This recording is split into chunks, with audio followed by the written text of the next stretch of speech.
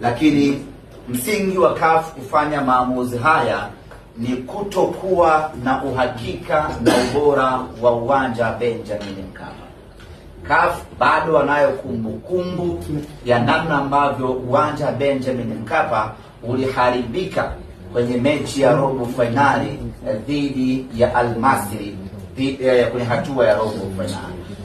Na kumbuka, hii ni hatua ya finali ambayo CAF wanaamini ya kwamba dunia nzima inautazama huu mchezo.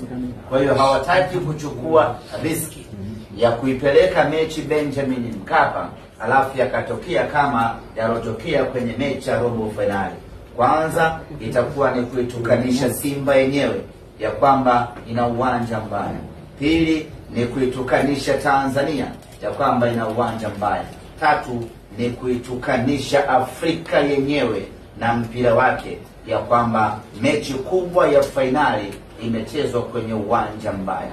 Kwa fakta zote hizo ndipo ambapo CAF wakafikia maamuzi ya kwamba mechi hii wacha ikachezwe kwenye uwanja ambao tuna uhakika nao hauwezi kuharibika, uwanja wa Amani. Hayo ndiyo maamuzi na hiyo ndio fikra ya CAF.